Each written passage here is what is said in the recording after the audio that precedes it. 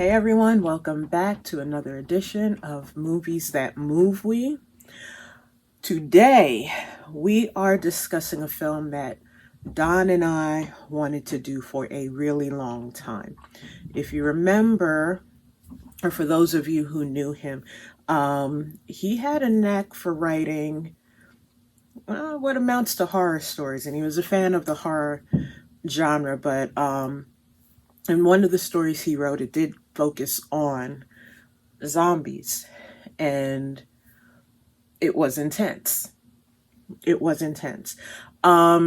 This particular film that we're going to be talking about today is called The Girl with All the Gifts. This isn't your typical zombie film, as in, how can I say? It doesn't feel like the typical zombie film to me, where these things just come out of nowhere and they're chasing down humans, eating them, and then, they're being converted, kind of thing. I think it feels different to me because they explain the reason why they've turned into zombies, and then they take a look at what the unconverted society is doing, how they're dealing with it. So let me get into it. Some of the faces that you see, the main characters, there's 5 main characters, focal characters.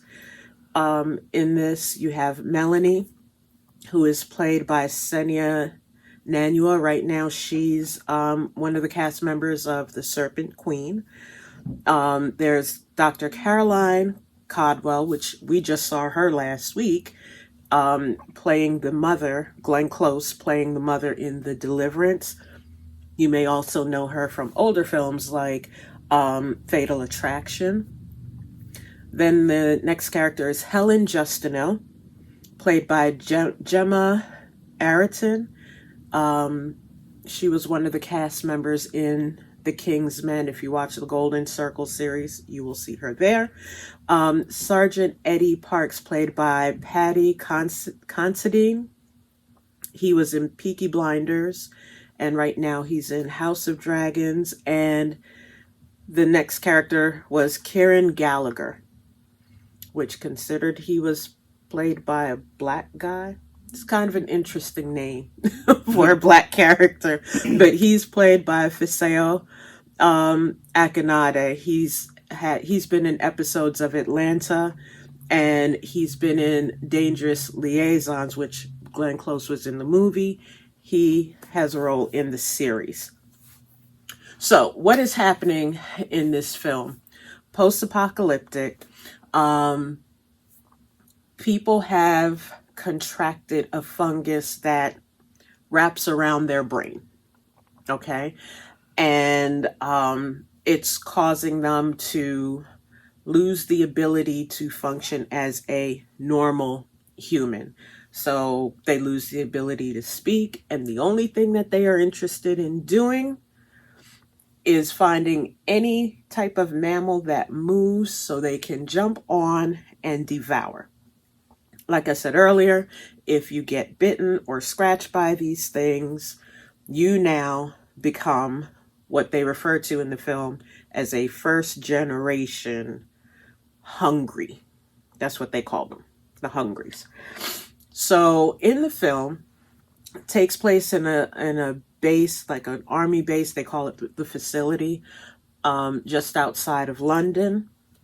And in this facility, they have children, second generation hungries.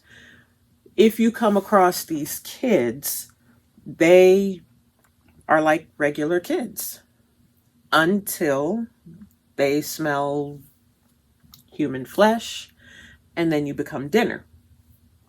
So you look shocked. Well, I mean, that's a zombie. I mean, yeah. So what you see is they have these kids restrained. They put them in wheelchairs. They have the strap across their head so they can't lean forward and bite anybody. The military is guarding them. They're put in what amounts to a jail cell whenever they're moving them from one location to another.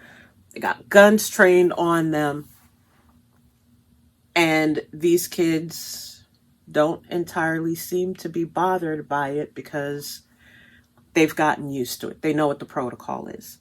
We meet the main character, Melanie.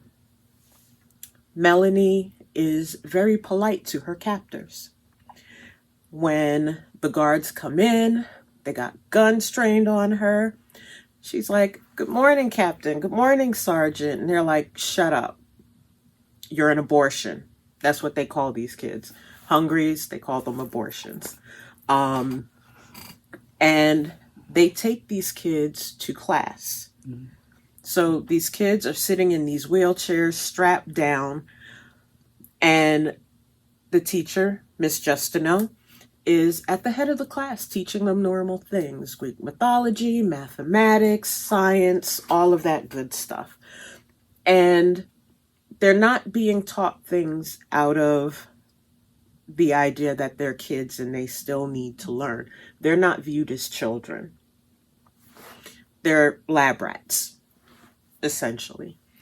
And you start to see the difference between Melanie and the other kids. The other kids, they have normal kid knowledge. Okay, they may not know the answer to 5,022 divided by 6. Whereas Melanie is the first one shouting out the answers. Mm. Okay.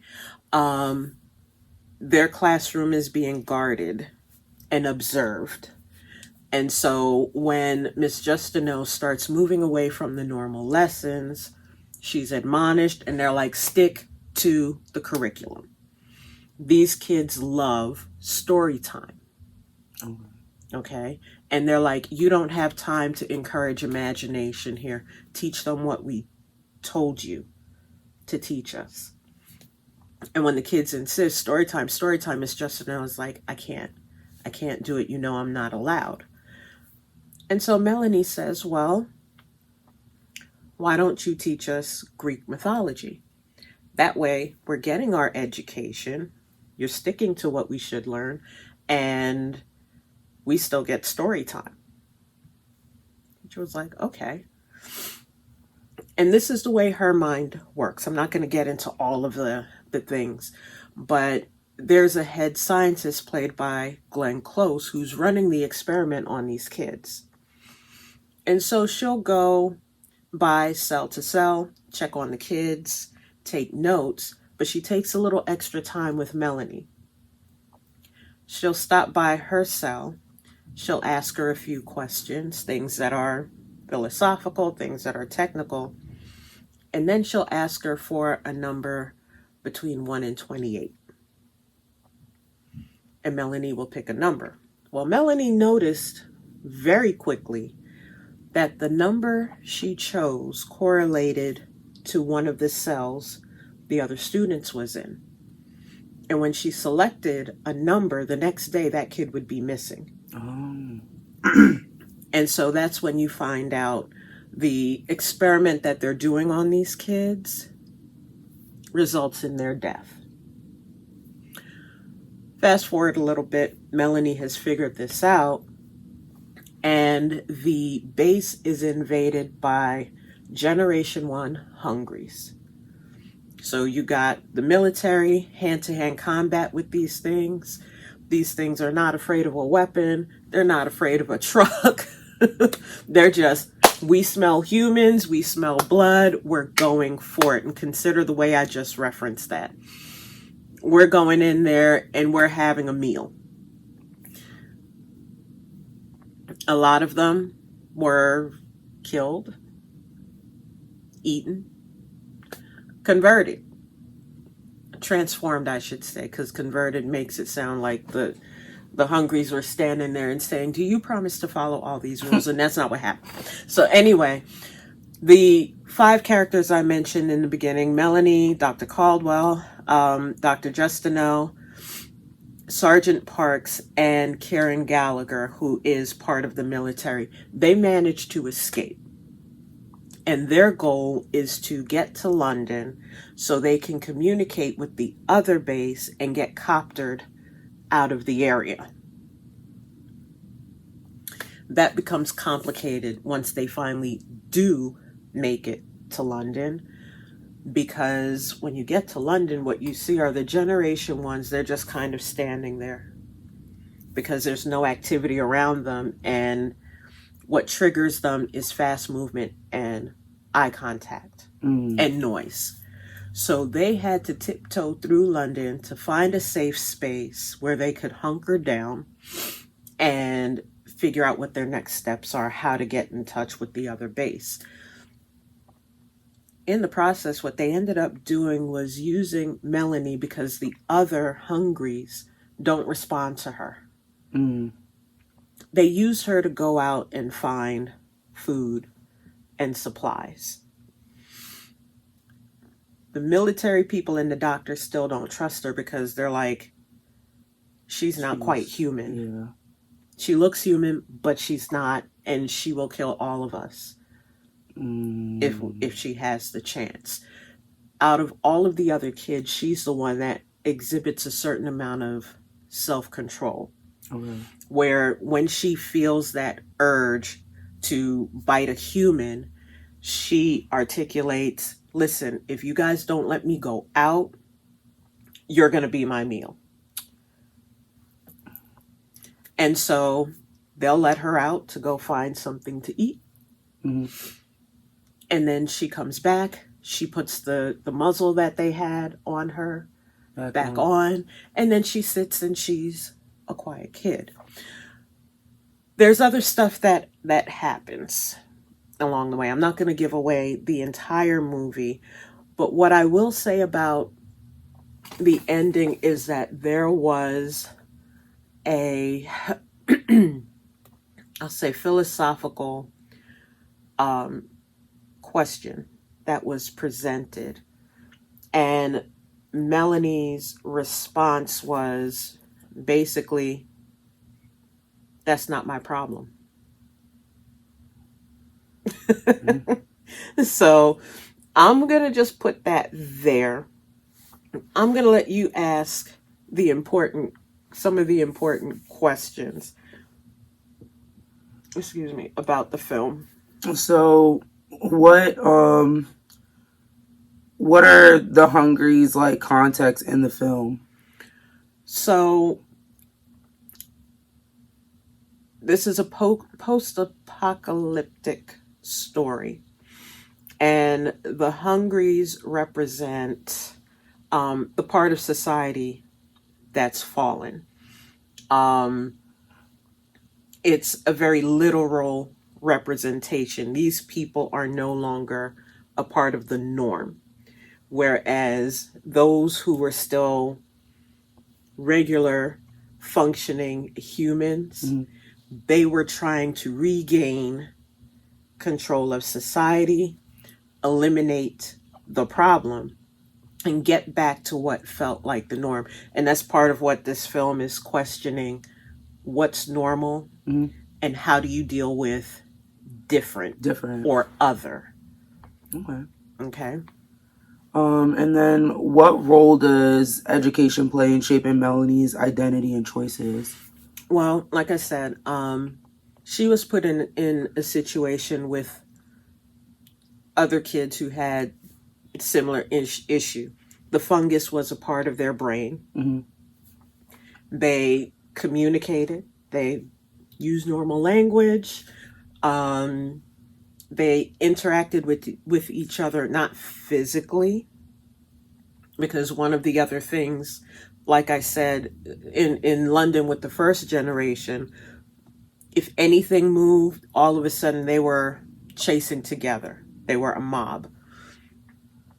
And the same thing was true with the kids. And there was something that was done in the classroom to show that. As far as, ask the question again, the last part. What role does education play in Thank shaping you. Melanie's You lost identity the and classroom choices? part of it. Okay. So again, she was the one who was taking information in. Mm-hmm. Think of it like this: in a regular classroom, like when you and I were in school, they give information, Mm-hmm. we get tested on it, and there's only a certain amount of it we retain. Yeah, You retain enough to like to get through the take the testing test, or you retain what's interesting to to you. you. The rest of the class was retaining enough to function in that setting. Gotcha. Melanie, on the other hand, was not just retaining it, but giving it context. So, like I said, when the doctor asked her a question about what is it, Schrodinger's cat, Mm-hmm. you know, and she asked a series of questions, stuff that we would normally answer, like, can you shake the box? Can you put a hole in the box? Can you listen to the box to see if the cat is really in In there? there. And when the doctor said no to all of them, she paused and she said, I have to think about it. Mm. Right. So the doctor took a note and made a point to say there's no mimicking. Melanie read that and was like, well, what does that mean? So she's interacting, she's questioning outside of the classroom setting Mm-hmm. and even in the classroom. Remember, she said, well, wait a minute, let's do this logically. We can't have regular story time according to the guards and the doctors, Mm-hmm. but if you do it this way. So she had logic where Okay. all of the other kids were like, all right, I have to learn this because there's going to be a test and we have to pass the test if we want to live. Live, yeah. That was the beginning and end of their logic. Got you. And then, in what ways do the hungry symbolize deeper societal fears?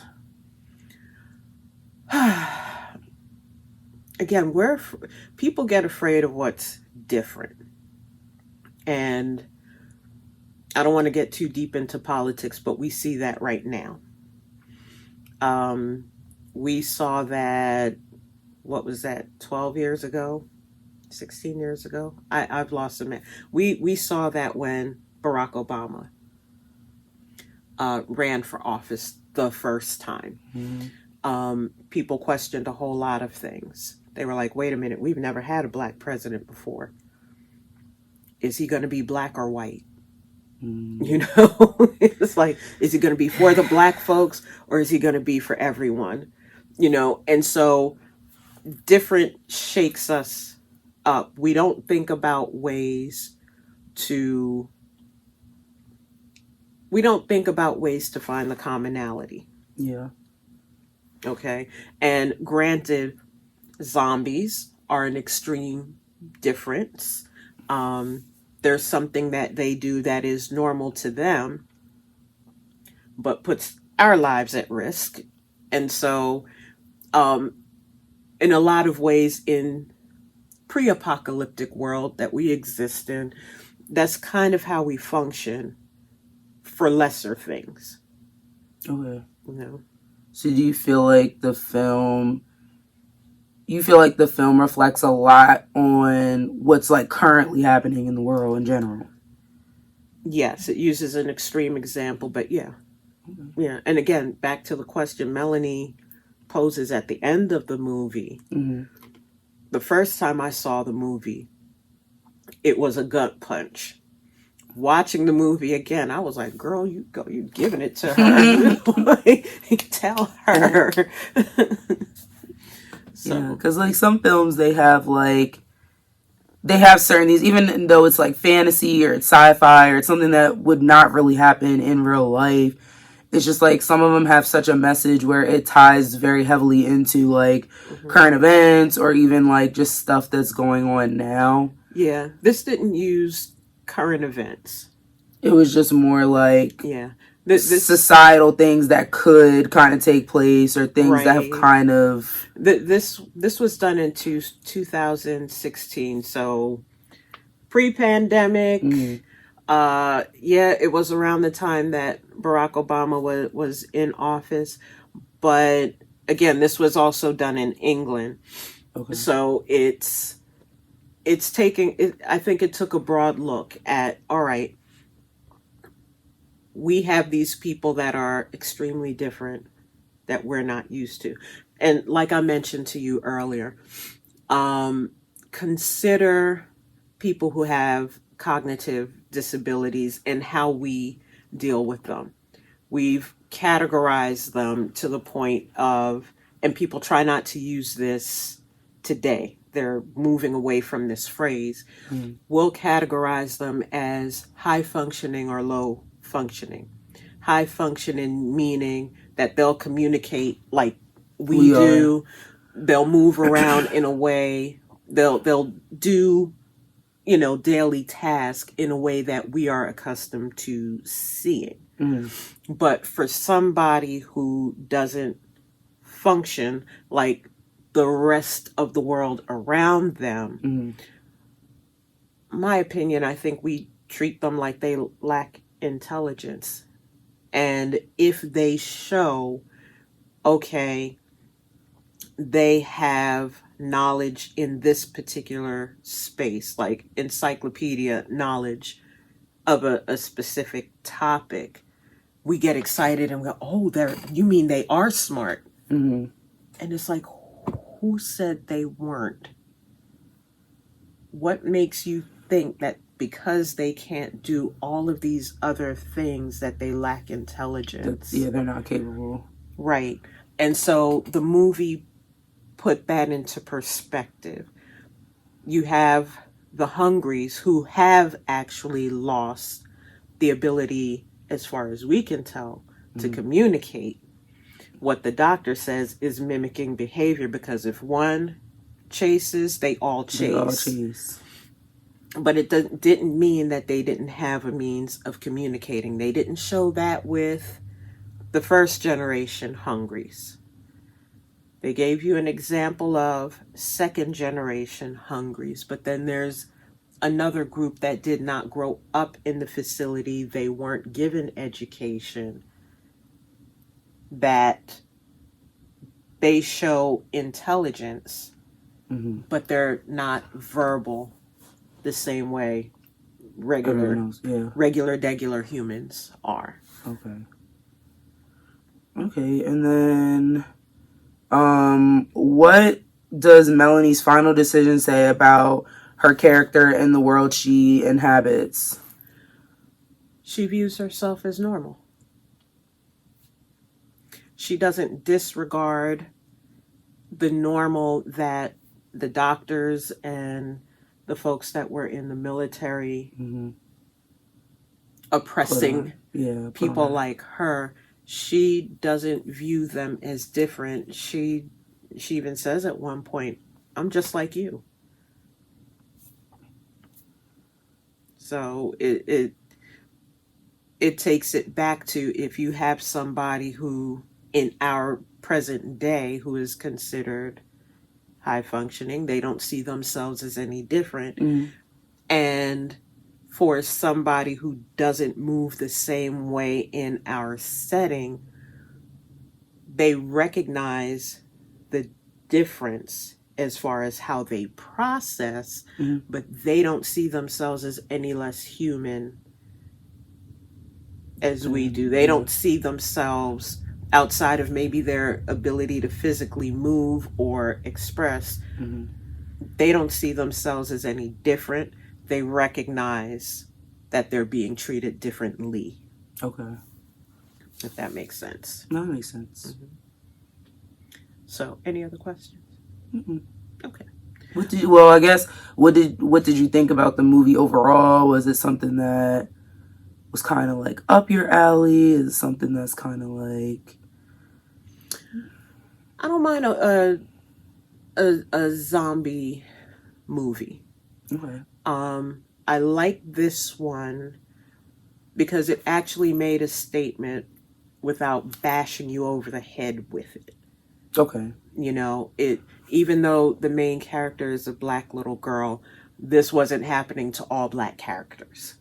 Yeah. You know, it affected the young, the The old, old. regardless of race. Mm-hmm. And she just happened to be the kid that was the highest functioning, you know. So I like the message of the movie. Mm-hmm. Again, watch it to the end, because that one line, that one question she asked put a whole button on the entire film. And then what she does after that um kind of makes you think about your place right now. And if all of a sudden there was a decision that had to be made between your group Mm-hmm. and another group, how would you move? How would you move? Um, so, like I said, this is post-apocalyptic, and it's also dystopian, um, because in most dystopian fiction takes place in thank Post-apocalyptic. you, because I've been struggling with that this whole time.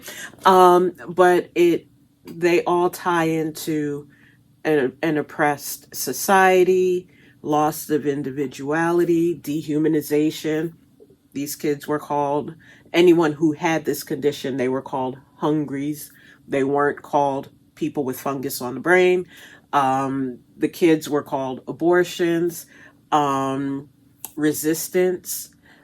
You didn't see the rest of normal society, because the only world that existed at this point, as far as they knew, was that base and the 5 people who survived Mm.